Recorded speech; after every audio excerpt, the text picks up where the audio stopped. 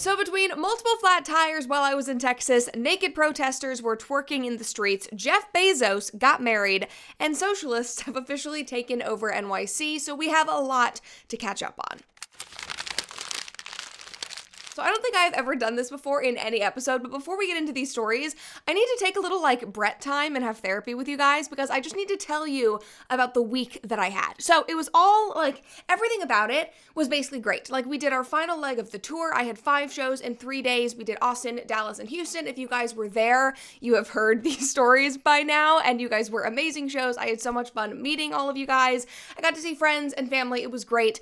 But in the middle of all of that, Alex and I had more travel catastrophes than we have ever experienced in our entire life, and that was because we had the bold idea that instead of flying between all of the Texas cities, we should just drive. But the thing is, we had never driven on Texas roads before, and there is a certain highway called I-35 that I hope to never come in contact with ever again. And this whole day was just insane. This was when we were going from Austin to Dallas. And the context here is that we announced that I was becoming a Fox contributor, which I'm super excited about, and I appreciate all of your congratulations, and I've been seeing all your posts whenever I popped up on Fox, so very excited about that.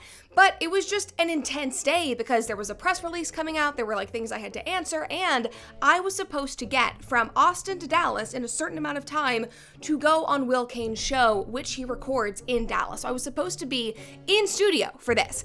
And Alex and I, we were so on top of it. We left Austin early. It was a 3-hour drive. We gave ourselves an extra hour and a half, 2 hours to get there and get to the hotel. It was a whole thing. We got an early check-in. We got a hotel near Fox. It was a whole ordeal. But we were 30 minutes outside of Austin. We'd only been driving for 30 minutes. We are on this highway, I-35, and our tire explodes.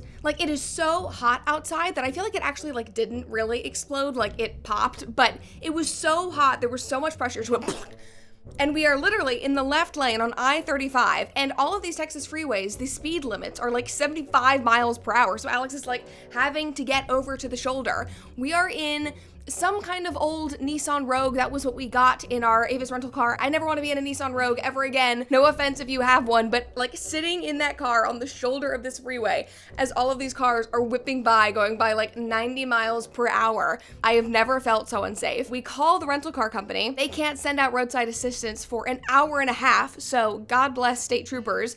They were able to come and help us because even though there was a donut spare tire in the back of the car, there was no kit to actually change the tire. So Alex had done this whole thing, pulled the tire out, and then was crap, there's no way that I can change this, and we're on the side of the freeway.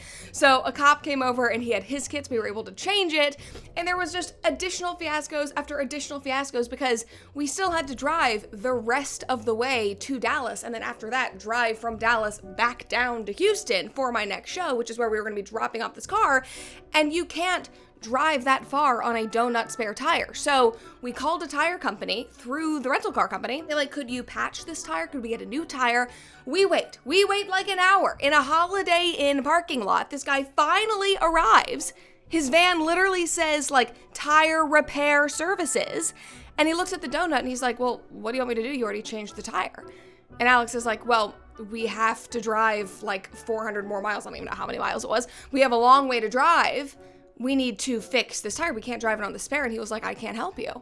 And Alex was you don't have a tire repair kit? And this guy was no, I don't carry one of those. Again, on his van, it literally says tire repairman. So he just drives away and we're sitting there with this donut. So then we have to call Avis rental car again. We would have to drive all the way back down to the Austin airport in order to get a new car. We say, no, that is not acceptable.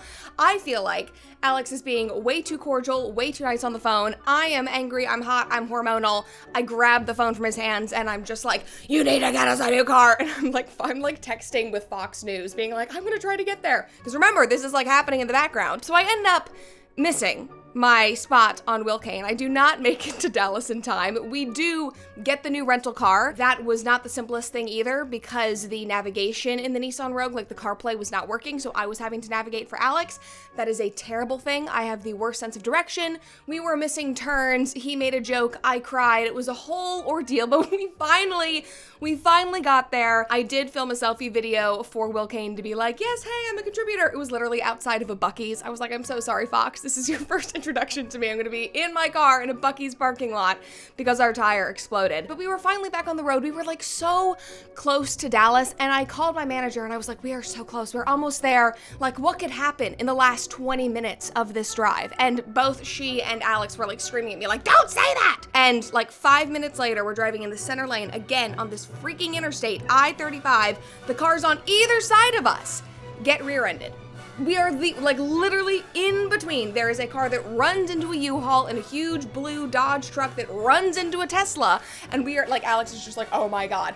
Anyway, we finally get there. The 2 shows in Dallas are amazing. The next morning I go on Fox and Friends. Then we go to Houston. We wrap up the tour. We somehow survived. Our flight was delayed until like 2 a.m. getting back into Nashville, but we did get back here. We survived. But really, guys, all of that aside, the tour was so much fun. It made all of it worth it. All of the flat tires. Oh my God, wait, that was the other thing. I totally forgot. Even though we survived, we were literally in Houston and I was supposed to go visit Good Ranchers because that is where they're based. And 1 minute away from their headquarters in the new car that we had gotten, our tire pops again. But like I said, we made it. The tour was great. The shows were great. You guys were lovely. But that is everything that the last week entailed in my personal life. It was incredibly stressful. If I was a Liv, I would be over drinking and overeating, just like Rosie O'Donnell. During his first go round, it was very difficult and I got myself into some bad places. You know, I was very, very depressed. I was overeating. I was over drinking. I was so depressed. So if you missed it, that is Rosie O'Donnell doing an interview about living under a Trump administration and how the only reason she is depressed and overweight is because of Donald Trump. The only reason that she overdrinks is because of Donald Trump. Now, I think that Rosie has been overweight long before Donald Trump ever came into office, so I don't really think that's the reason why, but you know what? Stress can do it to you. And I would be lying if I said that I did not eat copious amounts of brisket and queso while I was in Texas, so I am now on a diet. But before we get into the actual stories of the day, make sure that you like this video, subscribe to this channel if you have not already, and make sure to ring that notification bell so that you stay up to date on every single one of our videos. All of that helps us out so much in the YouTube algorithm. And if you want to stay up to date on all of the Brett Cooper happenings, make sure to check out brettcooper.com. Now, I know that I just said that we were going to go right into the stories, but because I rambled so much and trauma dumped on you, I have not been able to talk about my friends over at Peterson Academy. And Peterson Academy is Jordan Peterson's online university that is open for enrollment right now. So if you are somebody who loves lifelong learning, wants to go back to school, maybe you're a homeschooler wanting to up your curriculum, or you're just somebody who wants to learn from the brightest professors in the world, then this is the platform for you. Every month, Peterson Academy releases 4 new, in-depth, 8-hour university-level courses taught by world-renowned experts, and they are produced specifically to keep you fully engaged. They cover an amazing range of topics from philosophy to history to psychology, science, math, from statistics to algebra. All of these courses are complete with optional testing to further your understanding of each subject. Plus, they're continually rolling out new educational features as they grow. There is also a built-in social community that is super active and wonderful where you can connect and learn alongside like-minded people from around the world. It really is a special platform. They are changing the game for education. So if you are ready to challenge your intellect, expand your horizons, and take control of your education, it is time to go to petersonacademy.com/Brett. It is $399 per year to access all of the 8-hour courses, again with 4 new ones coming every month, plus the community with a 7-day money-back guarantee, so you can try it out, but I am sure that you will love it. Again, that's petersonacademy.com/Brett. Now, officially into the stories of the day, the first thing that we need to talk about is Pride Month, of course, and I want to congratulate everyone for making it through Pride 2025. We have reached the end of June. I think it's like one day more. Basically, it's like that song from Les Mis, like one day more, another day, another destiny. That is us. But I will say, this has been a pretty uneventful Pride as far as prides go. Like, I think that we were all distracted by Trump and Elon breaking up, which I think I said on the show was like the gayest thing that happened throughout the entirety of Pride Month. And then, of course, we had the 12-day war that was going on as proclaimed by Trump, aka World War III. I think that was captivating our attention for the latter half of Pride Month. And considering that the LGBT community wants as much attention as humanly possible during Pride, I am sure that this this was painful for them. I am sure that all of these distractions went against everything that they wanted for this month. But I don't think it was as painful as Target moving their Pride collection and their tucking underwear swimsuits to the back of the stores, because that also happened this Pride month, which of course was protested. Take a look at this. I mean, guys, like, we've talked about how the leftist protests have just gotten so pitiful. This is evidence. Like, you have printer paper. You are walking around Target with printer paper saying trans rights are human rights, being angry at Target for getting rid of DEI. This girl, look at this girl is, what is she doing? She is standing up in a Target cart with a trans flag cape on. My favorite part of this entire video, of this whole pitiful, embarrassing, sad, depressing protest, are the people that are just trying to shop in this Target. Like, you see that guy over there in, like, the red jacket who's just like, oh God, what is happening? Like, can I please just go, like, buy a basketball? Like, I'm looking for it in the back of the Target. Meanwhile, this girl is floating through this protest as if she's on the freaking Rose Parade or in the Pope Mobile. Like, it's just ridiculous. But again, it was Pride Month. They had to protest. They had to be boots on the ground. They had to be involved. But now, guys, now, officially, World War III, the 12-day war, it is over. So everybody in the LGBTQ community, they jumped into gear to make this last week of Pride count. And boy, did they. It feels like all of the Pride parades and festivals have been happening in this last weekend. It's been happening all over the country.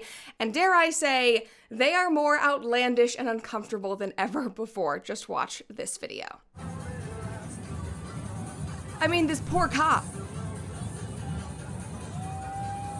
Like, genuinely, what is the point of that? And also, this same person was also caught on video doing a stripping drag performance on the steps of St. Patrick's Cathedral. Also, on top of that, they had a trans drag priest blessing everybody who was walking by in the entire festival. It feels like the entirety of New York Pride was just based upon making fun of Catholics and making fun of Christians. Like, that is what is in every single video that I have seen thus far. But I do want to go back to the top of this video before this person starts twerking on this poor cop here.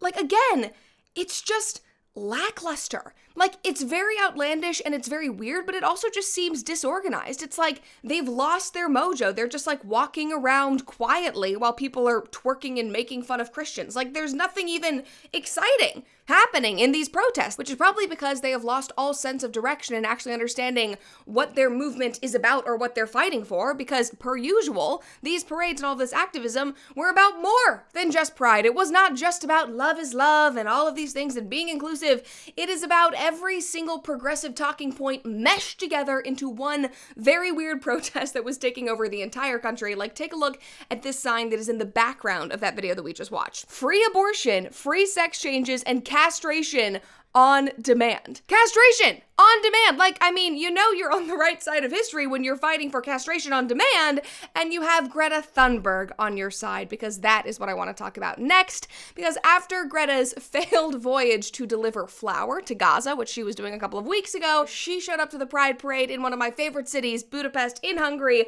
with some words of wisdom for everyone who was there. Take a watch. Today I am joining thousands of people in Budapest in Hungary who are defying Viktor Orban's desperate attempt to ban the Pride March. Pride is both a protest but also a celebration of love and who we are. This is yet another fascist attack on human rights. Oh, it is a fascist attack on human rights, which I'm sure, Greta, it connects back to climate change in some regard. Now, after she did her little appearance at that parade, I'm sure that she hopped right back onto a plane to go to her next protesting gig, because that is what she does for work, which of course was Jeff Bezos' wedding in Venice, Italy. Now, I actually don't know if Greta went to protest in Venice, but it seems like the perfect place for her, because from all the protests to the online hate that I was seeing, I think that this might have been history's most controversial wedding. Now, Jeff Bezos married his girlfriend Lauren Sanchez. Of course, we talked about Lauren very recently because she was one of the women who went up to space to take up space and smash the patriarchy. She's the one who designed the sexy spacesuits. Anyway, she is now officially married to Jeff Bezos, and their wedding, which took place in Venice this weekend, cost between $47 and $56 million.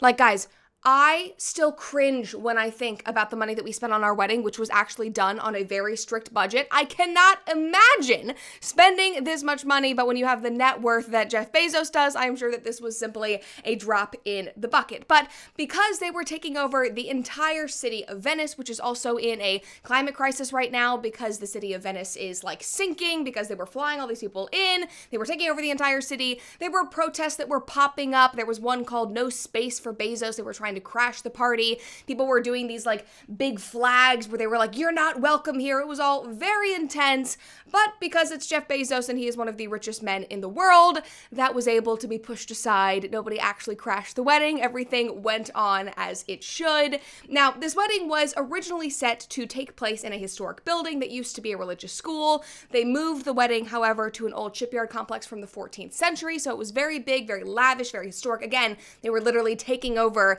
the entire city of Venice, which I'm sure cost many, many millions of the dollars that they spent in their budget. And guys, before we get back to the political side of everything, the one thing that I really want to talk about here is the guest list.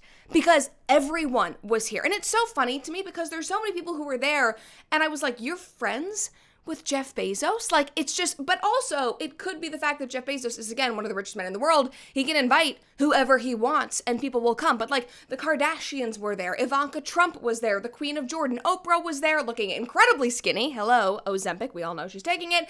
Leonardo DiCaprio was there. He was wearing his baseball cap that he always wears to like protect himself from the paparazzi, but he wears the baseball cap so much these days, so everyone knows that it's him. There was also some drama there because Katy Perry, who also went to space to take up space with Lauren Sanchez, she and her longtime boyfriend, partner, fiance, Orlando Bloom, just announced that they had officially broken up, and they were both invited. So they were both pictured and spotted, not together, of course, but it was a 200-person wedding, so I'm sure they were able to, find some spaces on either side of the aisle. Now, the other thing that was so interesting, and everybody was reporting on this, is that Tom Brady was invited, as well as Sydney Sweeney, which again, just think about Sydney Sweeney being friends with Jeff Bezos. Like, I can imagine being her and getting this invitation in the mail and being like, okay, I guess I'll go to Venice, but that's not even the important part.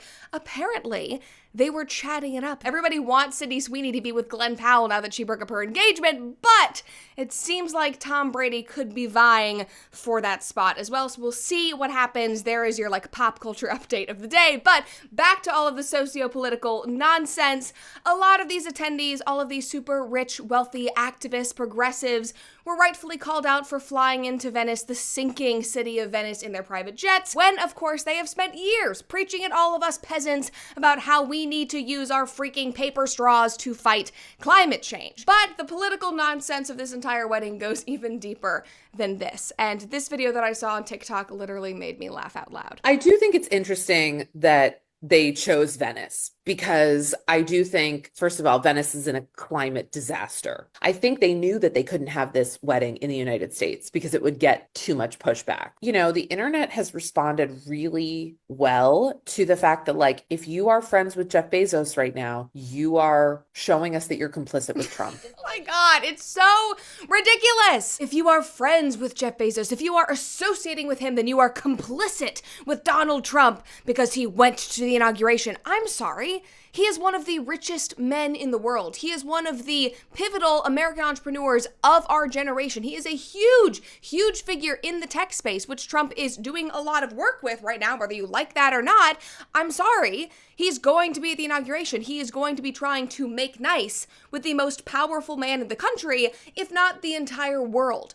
Going to his wedding, regardless of your political beliefs, does not mean that you are complicit with Trump. What is this brain rot? This really is brain rot. And I know that there are people out there who say that the Bezos and Trump ties go deeper, and I've seen all these comments. They're like, oh, Jeff Bezos donated $1 million to the inaugural fund, whatever it is. Okay, I'm sorry, the man is worth hundreds of millions, billions. I don't even know how much money. Again, $1 million is like pennies to him. And also, he didn't donate that money to the campaign. He donated it to the inauguration fund. Like, that is an American event. That is something worth celebrating. That is a huge deal. And it also is probably probably just to try to make nice with Trump so he would get invited so we could shake his hand, that Elon Musk could look at Lauren Sanchez's boobs, because that was the craziest thing that happened during the entire inauguration. But seriously, going back to the point, like, do you not have anything better to do than speculate about Jeff Bezos' guest list and what they think about Donald Trump? Like, seriously, that's not what the event is about. Like, get offline, stop podcasting, focus on your skincare, which obviously you should be buying from Nimi Skincare. Now, as you guys know, Nimi was one of my first sponsors ever when I got started on YouTube, and it is so wonderful to be working with them again, and it's been wonderful to watch their company and their mission grow over the last couple of years. Now, since we last worked together, they launched a brand new clean line of high-powered products made with ingredients that you can trust,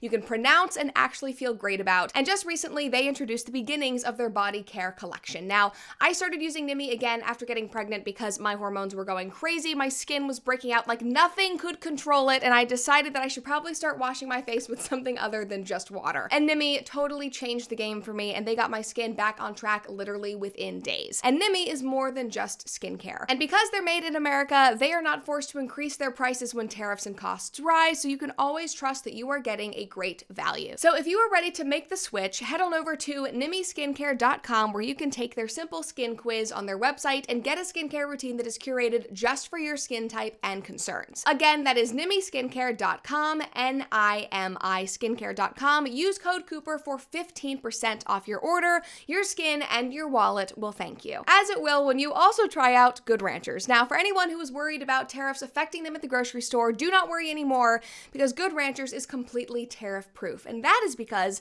their meat is actually 100% American. It is born, raised, processed, packaged, and shipped right here in the United States, so you won't have to worry about your meat prices going up. And right now, Good Ranchers is also giving you your pick of free meat for life if you subscribe and get a box of their meat today. That is free ground beef, wild-caught salmon, seed oil-free chicken nuggets, which are so amazing, or bacon in every box for the life of your subscription, totally free. Now, not only are their cuts of beef, chicken, pork, and seafood delicious, but the service and the value that this company offers is unmatched. This is an amazing company run by great people, and I am so proud to continue working with them. So now is the time to change the way that you buy meat and economy-proof your meals with Good Ranchers, because in a world that is constantly changing, you should know that at least one thing is staying stable. Just go to goodranchers.com/Brett today, unlock your free meat for life, and get $40 off when you use code Brett at checkout. Again, that is goodranchers.com/Brett, code Brett for $40 off, plus free meat for life. Lock in a secure supply of American meat at a steady price today with Good Ranchers. Now, back to the big point here. We obviously have to talk about Lauren Sanchez and her wedding dress and how amazing she looked, probably because she's eating a bunch of steak. Her waist, guys, is insane. Like, she is giving Kim Kardashian a run for her money. Now, I know that we have all seen Lauren Sanchez's chest. She is not somebody who is shy about showing all of that off, but I was actually so pleasantly surprised by this dress. Like, she looked amazing. The entire weekend, she looked incredible. I think that this dress is beautiful, and it's almost giving what Kourtney Kardashian wanted to accomplish with her Dolce & Gabbana dress, who also designed Lauren Sanchez's dress, but Lauren just knocked it out of the park. It was classy, it was mature, she looked so happy, they both look so happy. Like, yes, they're billionaires, yes, they took over the entire city of Venice. I don't care. I'm here to enjoy it. I don't need to police their happiness or their weddings. It gives me things to react to and scroll and look at and read. It's totally fine. And seriously, if you are spending your time getting genuinely angry at billionaires and the way that they spend their money in their personal life, like, move on. Touch grass, find peace, go to church. I don't know, it's really not that big of a deal. I think we have far bigger fish to fry, because while all of these rich people, all the billionaires were partying it up in Venice, Gen Z was dealing with problems of their own that we need to address. Specifically, they were laying out their stipulations for returning to the office, or even just joining the workplace to begin with. Now, I just want you guys to read this headline. This is a legit study that was just done with legitimate results, and this is something that my generation is saying. Gen Z wants in-office sex to be a totally acceptable thing. 38% of Gen Zers want private spaces at work to hook up because work-life balance. Guys, I did a business program at UC Berkeley while I was still at UCLA, and I did an interpersonal communications class, and there was an entire section in this course that was about how big corporations and how HR departments are having to prepare for Gen Z. And it was so embarrassing to sit in that class because it was all like, oh yes, you must speak to them softly. They're like delicate little broken birds. They need all this work-life balance. You must take care of them and like give them space to listen and like affirm. That was all of this like gushy progressive nonsense. Well, apparently apparently it's gone even farther than that because Gen Z is literally asking for designated sex rooms. Now, this is what the article says. Gen Z, the youngest generation of workers, cares deeply about work-life balance, and according to new research, that balance includes hookups that happen during work hours. So this was a survey that was done of 2,000 Gen Zers, and nearly half, 47%, said that remote work has improved their sex life. So obviously they don't want to give that up. Likewise, 1 in 3 said that a return to office would damage it, mostly due to having a less flexible schedule. Interestingly, 29% felt that returning to office might actually improve it, perhaps because meeting people on the job could offer more opportunities for intimacy or even the prospect of an office romance. While once taboo, office romance is not something that turns Gen Z off, which honestly, agreed. That's where I met Alex. The youngest generation of workers wants to normalize romance or even just sex.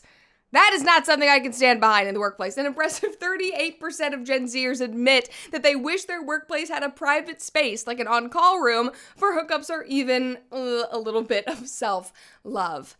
Guys, this is deranged. Like, we talk about how messed up Gen Z is all the time. Like, oh, Gen Z doesn't drink, they don't do drugs, they're the most sexless generation. And everybody says that those are all great things, which on the surface, I'm sure that, there are positives, and I think those are actually good things. But the reason why this is happening is not good. Like, Gen Z is so sexless that they now think that having sex in the office is appropriate. Like, are you that disconnected from intimacy and romance that you think that is the height of meeting people and falling in love and having sex? It is so insane. But that is not the only thing that is happening in offices right now, because similar to having to, take care of Gen Z and everything that they need, Deloitte just came out and said that they are offering a $1,000 stipend to their employees that they will reimburse them for so that they can buy things to help with their mental health and their well-being. And one thing that you can buy with this $1,000 stipend, one thing that you are encouraged to look into, is Legos. Deloitte is giving their employees $1,000 to go buy Legos to help with their well-being. Like, guys, my generation, we are struggling. Like, guys, this is so ridiculous and so out of touch that I would not be surprised if Zohran Mamdani added these things to his campaign promises, which is the last thing that we need to discuss today. Because while my social media feeds were being dominated by Lauren Sanchez Bezos and the whole Venice wedding, they were simultaneously being dominated by the socialist that is taking over New York City. So if you do not follow local politics, even though this has now gotten a lot bigger than just local politics, Zohran is a Democratic socialist who just won the Democratic primary for mayor of New York City. Now, Zohran is the first ever Muslim nominee for this position, but he was also not even a U.S. citizen until 2017. His family immigrated here from Uganda, and before he started his career in politics, he was a rapper. Now, I shouldn't laugh at that because obviously Ronald Reagan was an actor, Donald Trump was on reality TV, but I mean, those men were talented. They had things going for them. I just want you to listen to this man's rapping and tell me whether you think he should be the next mayor of New York City. Shirtless. Go ahead, make a rap for your naughty. It's a rap. Get the guap, spin the rack on your naughty. Spin the rack. Come through, give a dab to your naughty. Like, not only is he rapping in a food truck, he is also rapping shirtless, with old people surrounding him holding falafel wraps. I genuinely do not know what is going on. But I will say, the one place where I will give this man credit is that he has no shame. Like, he has gone on CNN, MSNBC, and they talk about his rapping career, and he's like, yeah, I was a rapper. Which honestly does make him a little more endearing. Like, you read the comments and people are like, oh my God, he's so hot. He has no shame. Oh my God, he's so hot. He is not hot. That rapping was not hot at all, but it is refreshing that a political candidate has no shame about their past, because I don't know if that has ever happened in American politics ever before. But moving on from rapping, we do need to talk about the more substantial issues here, which is what he is proposing for the city of New York. Now, one of the big things that he has said is that he wants to make city-run grocery stores, and that is how he will fight price gouging. I don't know about you guys, but I hate going to the DMV. I hate going to the post office. If you take Trader Joe's and you make it into some government-run entity, I will come after you, Zohran, and you will not be able to rap ever again in your entire life. That's not a threat. Just saying. I'm really serious about Trader Joe's here. He also wants to have a $30 minimum wage. He is also talking about universally free childcare, among many, many other free things, which honestly is how you win the Democrat vote in 2025. You just say everything's going to be free, everything's going to be perfect and wonderful and free.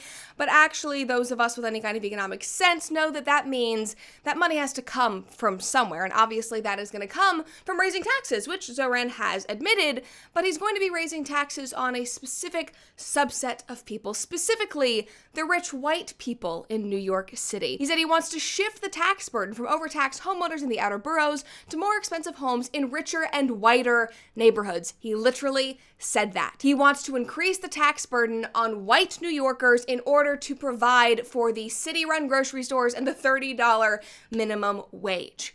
I mean, you cannot make this stuff up. And guys, we know that simply raising taxes to fund social initiatives does not work. Like, have we learned nothing from Los Angeles or San Francisco? Like, all it did was send all of the wealthy people from California to Florida and Texas because they don't want to be there anymore. And it was so funny because Ryan Serhant, who is a huge real estate guy in New York City, he has that show, like, Owning Manhattan on Netflix, which, by the way, is great and you should watch. It was, like, my favorite reality TV show of last year.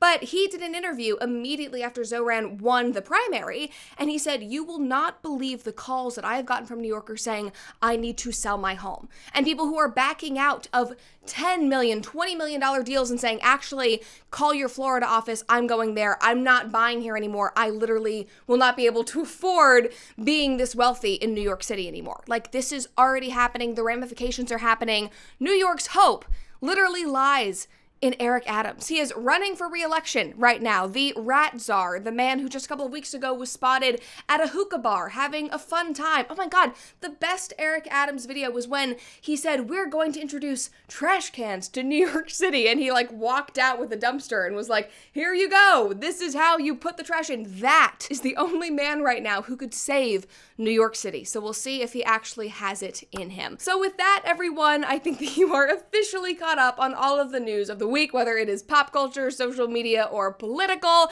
And once again, congratulations on surviving Pride Month. I'll see you next year, same time in June. Maybe it'll be even crazier.